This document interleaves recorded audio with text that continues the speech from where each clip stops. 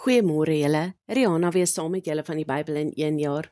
Vandag spandeer ons tyd saam uit Markus 8 vanaf vers 22 tot 26, waar ons lees van die genesing van die blinde man by Betsaida, wat deur mense na Jesus gebring is en hom smeek om hom aan te raak.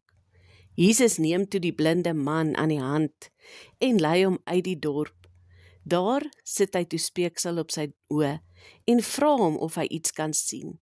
Die man antwoord toe dat hy mense sien, maar dat hulle soos bome lyk wat loop. Jesus raak toe weer aan sy oë en hierdie keer sien ons dat sy visie volkome herstel.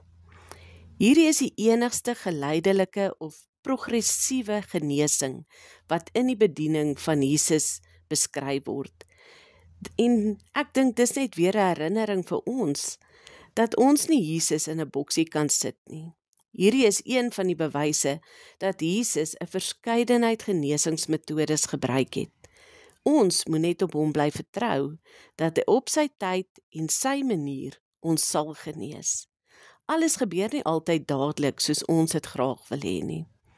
Jesus het heel moontlik op daardie tydstip ook hierdie metode gekies om aan sy disippels te wys dat hulle geestelike blindheid, wat ons in die vorige gedeelte gesien het, ook geleidelik genees sal word. Jy sien, Jesus ontmoet 'n mens altyd waar 'n mens ook al geestelik is.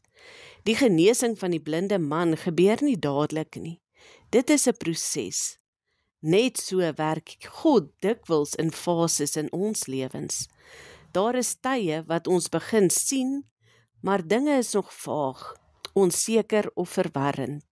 Ons sien dalk ook net soos hierdie man, mense soos bome wat loop. Maar Jesus los ons nie in daardie vaagheid nie. Hy werk geduldig, liefdevol en persoonlik, stelselmatig met ons.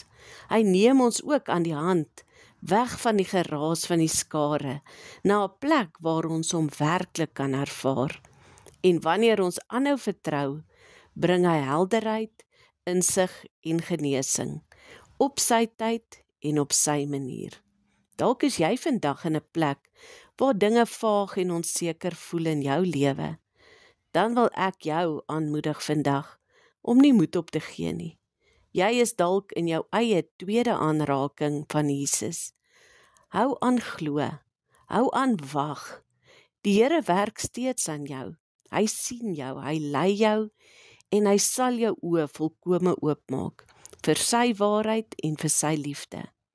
Mag ons onthou dat selfs as dinge nog nie duidelik is nie, Jesus is altyd naby. Die Heilige Gees is in ons en wat vaag en onduidelik begin, sal in helderheid eindig as ons by hom bly. Julle moet 'n baie mooi en geseënde dag verder hê. Totsiens.